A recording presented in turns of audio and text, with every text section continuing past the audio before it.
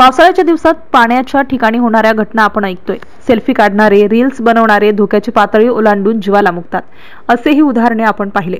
मात्र एवढं असतानाही धरण क्षेत्रात पार्टी करण्याचा प्रकार बुलढाण्यातील एडगाव धरणात रोज घडतो।